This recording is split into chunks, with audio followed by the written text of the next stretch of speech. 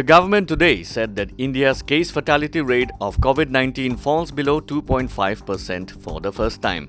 Union Health Ministry said India has one of the lowest fatality rates in the world. It said due to the focused efforts of centre, the state and the union territories, governments on efficient clinical management of hospitalized cases have ensured that the case fatality rate falls to 2.49%. The ministry said with effective containment strategy, aggressive testing and standardized clinical management protocols based on the holistic standard of care approach, the case fatality rate has significantly dropped. Many states have conducted population surveys to map and identify the vulnerable population like the elderly, pregnant women and those with comorbidities.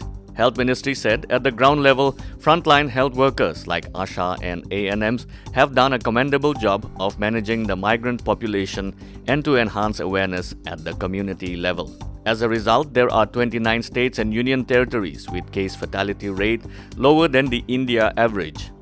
5 states and union territories have a zero case fatality rate, while 14 states and union territories have a case fatality rate of less than 1%.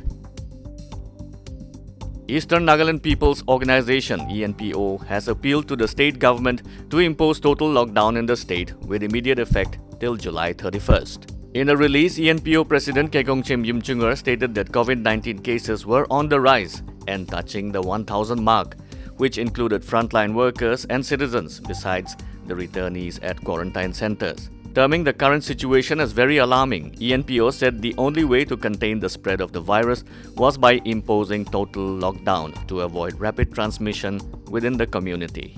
The organization urged the government to seriously assess the situation and impose total lockdown immediately until July 31st.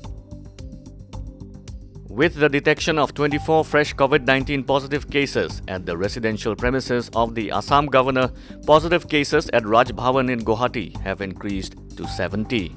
Of the 70 cases, 27 were detected on Saturday and the rest had tested positive since July 1st. The entire Raj Bhavan campus was declared a containment zone on July 4th after 2 staff members of the governor's office had tested positive. Governor Jagadish Mukhi, his wife Prem Mukhi and 176 employees, including security personnel deployed at Raj Bhavan and their family members, were tested. Later, the Commissioner and Secretary to the Governor, Meenakshi Sundaram, who lives outside the Raj Bhavan campus, also tested positive. Meanwhile, Guwahati Medical College and Hospital Superintendent Dr. Abhijit Sharma also tested positive for COVID-19. Assam recorded another COVID-19 fatality when an Assam police personnel, Rajesh Nazari of 9th Assam Police Battalion, died of the infection at Guwahati Medical College and Hospital today. This was informed in a tweet by ADGP Law and Order GP Singh. Manipur Additional Director General of Police Law and Order Arvind Kumar, who allegedly shot himself in his office recently, was flown to Delhi on an air ambulance for further treatment at the All India Institute of Medical Sciences. According to media reports, Kumar shot himself with his service rifle at his office in the Manipur Rifles compound around 1 p.m. on Saturday. He shot himself in the chin and the bullet pierced his skull. He was in charge of the armed police and was given the responsibility of law and order on July 5th. The Indian Premier League 2020 is likely to be held in the United Arab Emirates during October and November, subject to government clearance and the International Cricket Council announcing the postponement of the T20 World Cup scheduled to be held in Australia. Once the T20 World Cup, supposed to be held over the same period, is officially postponed, the BCCI will approach the Indian government to check if they can host the IPL in India. If the situation in the country as regards the pandemic remains inconducive to hosting the tournament, they will shift the IPL to the United Arab Emirates. The board also informed its Apex Council that no domestic cricket would be held until December.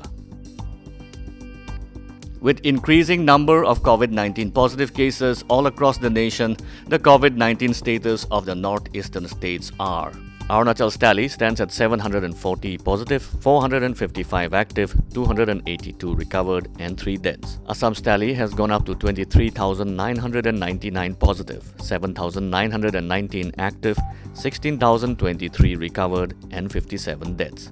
Meghalaya's tally stands at 450 positive, 382 active, 66 recovered and 2 deaths. Manipur's tally stands at 1,911 positive, 698 active, 1,213 recovered. Mizoram's tally stands at 284 positive, 117 active, 167 recovered. Nagaland's tally has crossed the 1,000 mark with 1,021 positive cases, 576 active, 445 who have recovered.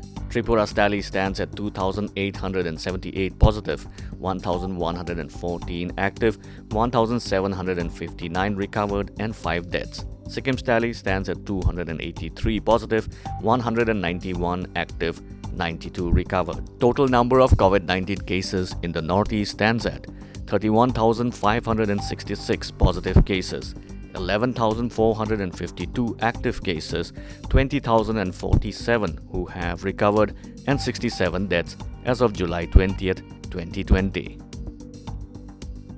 From all of us here at NE8, stay strong and stay safe.